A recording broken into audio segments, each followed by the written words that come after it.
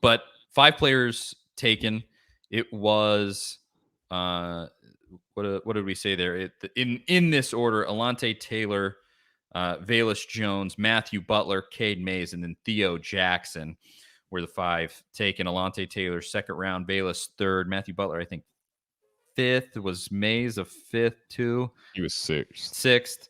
And then Theo was pick 204. He was the last guy to get taken. And this is yet another thing with Heupel that I got to give him kudos on. He just keeps stacking up good stuff this offseason, and you don't win any games in the offseason.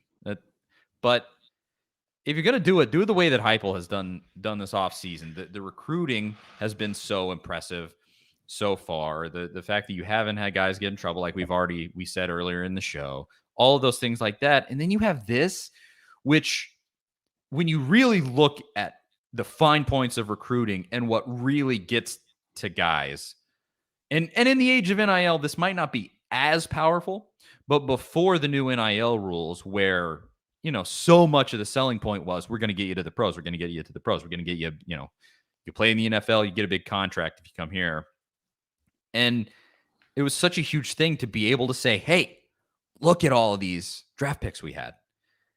And to get Tennessee back in that pantheon of getting guys taken in the draft is massive. And on a team that had a year that was kind of better than it was supposed to be, and you're already picking up in recruiting, this is just another great talking point where Heupel can go into somebody's house, and specifically, you can go, not only did these offensive players get taken in the draft, obviously Velus Jones, I think, is a very impressive. Who picked Velus up?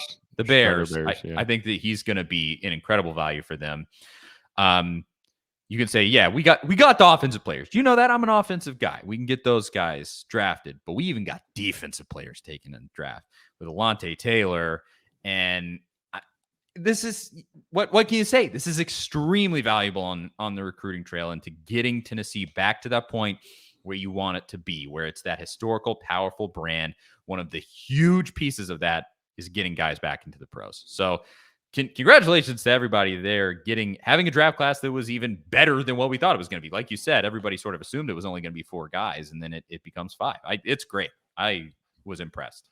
Yeah, I think the best takeaway I had from it was, or the best news I thought that came out of it, was Velus getting drafted in the 3rd round. Before last year, Velus was an undrafted free agent at best, just because of his speed and maybe special teams contribution. Like, he wasn't going to be drafted. And he goes and he plays. He didn't have to return to Tennessee for his final year of eligibility. He was it was his 6th year in college, I think, after his time at USC, and he had the extra COVID year. Plus, he had redshirted. I mean, he's going to be 25 later this year. So Velus he didn't. It was time for him to go, but he decided to stick around to try to raise his draft stock, and he did. I mean. Well, just a quick point. It was kind of funny. Somebody actually mentioned he's older than AJ Brown. That's insane. Who just signed this massive contract, and we're going to talk about that at the end of the show. I got opinions. But he's the fact that Josh Heupel is the reason that Velus was a 3rd round pick. Exactly. Yeah. I mean, obviously Velus put in the work and all that, but he plays under Jeremy Pruitt for another year. I mean, he's not going to do nothing's going to be any different than the year before when he had 200 and some receiving yards, because Tennessee's offense was terrible under Jeremy Pruitt. Josh Heupel comes in, turns this thing completely around. If he would have had Velus for 2 years, and Velus isn't almost 25, which is a reason I think he fell, because you're not going to make a 1st or 2nd round investment typically on a guy that old, because you want to get him young and on those rookie deals and all of that.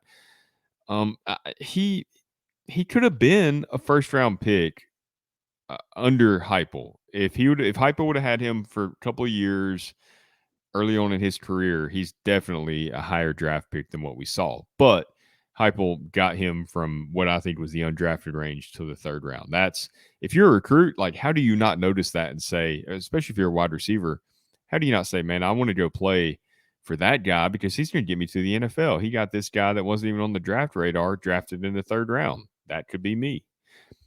It And really, Javante Payton signed a deal, undrafted free agent deal with the Cardinals as well. So that's yep. another wide receiver that really, I didn't even, he played at Mississippi State. I didn't even know who the guy was before he transferred to Tennessee. I mean, he wasn't a household name by any means. And he had a decent year at Tennessee. He was playing behind Velas and Tillman, who were a big part of the offense, but he was incredibly efficient with his opportunities. He averaged something crazy like 22 yards a reception, which would have led the SEC, I believe, if he had enough receptions to be eligible for that stat. the the thing that I just continued to be impressed with that I didn't think I would be with Heupel. I mean, we had whole conversations about this before he showed up. Was how legitimate is this as a system that he runs? Is it just a gimmick? And I think sure, you could certainly call it that. Almost any way you slice it, it is different than anything almost anybody else does, and it is contingent on running this crazy style of offense and being super aggressive and blah blah blah blah. We've had those conversations, but we talked about before he got here, like the big knock on him, even from former players that he had, was sort of like it didn't really prepare me for the NFL, and proof's in the pudding. I'm sorry. Did it not? Maybe you just weren't that good. you know, Yeah, like maybe Drew Lock isn't a great quarterback. maybe. Although he was pretty good in college, but Well, I mean, uh, as far as for the NFL, although I think Pete Carroll's going to give him a shot unless they trade for Baker Mayfield out there. But yeah, interesting move as far as that goes. But mhm. it was just such a big thing because you had former players saying that about his system. And what more proof do you need other than he's sending kids to the league? And he has a guy at quarterback who's getting Heisman hype.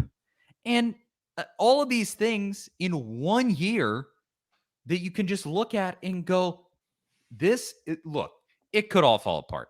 Certainly. You never know. It's and we're Tennessee. Let's and we're always prepared for it to happen. exactly. It's Tennessee. Let's never keep that out of our mind.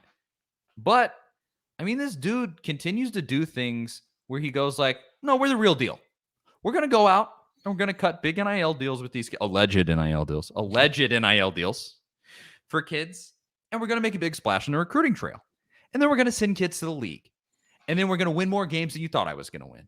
And then we're going to do this and this and this. And it just add this to the list of the stuff that makes me impressed with what Heupel has done so far. And he's, I guess is this what a competent football coach does? Is this how this goes if you're actually like decent at your job? How are we? This is a question I think at this point. Are we so impressed by this because it is truly, really impressive, or are we impressed by this because Tennessee's been so bad for so long? I do have that thought in my mind. I think it is actually impressive personally, but I do think there is an element of we're so relieved that the guy is not an incompetent idiot. Like I sort of both. I think it really can be both, but I don't know if you have thoughts on that.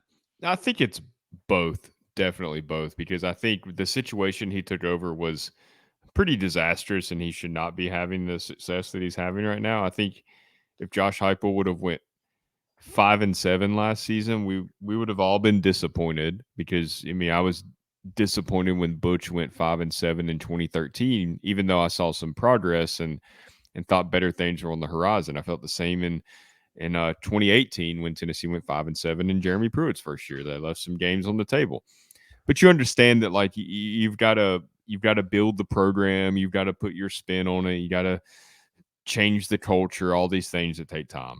And Heupel's managed to do that, just like flipped a switch and went 7-6. Could have easily been 9-4 if the Ole Miss game goes the way that the referees did not think it should go.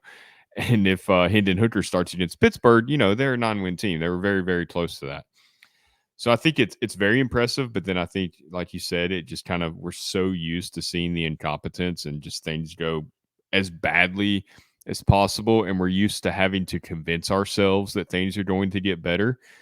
We had to convince ourselves after Butch Jones lost to Vanderbilt in 2013 that he was still on the right path. We had to convince ourselves after the Georgia State and BYU losses in 2019 that it was just a blip on the radar, and say, hey, Nick Saban lost to Louisiana Monroe, and we tried to do all these things to rationalize those losses, and we haven't had to do that, and it's not natural for us over the last 12 years to have to do this. It's really the first time since Lane Kiffin in 2009 where they almost beat Alabama.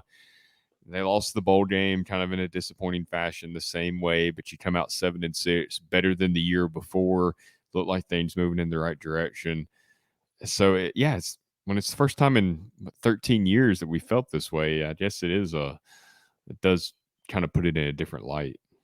You do still have to end every single one of these conversations like this, though.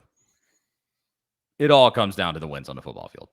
We can be as happy as we want to about all this stuff happening in the offseason, and it is great. And I love being able to talk about this every single week because it's so refreshing after having done this for the last, this is year 7, if I'm doing my math correctly, that I've been doing this for Tennessee sports, and obviously been a Tennessee fan my entire life. But in terms of covering it and talking about it on shows, after doing it through all of this muck and the mire, it is so refreshing to be able to talk about the things that we are talking about, getting 5-star recruits, sending guys to the league, being impressed with how a coach actually is carrying themselves and things that they do. That is so nice. We still got to win on a football field.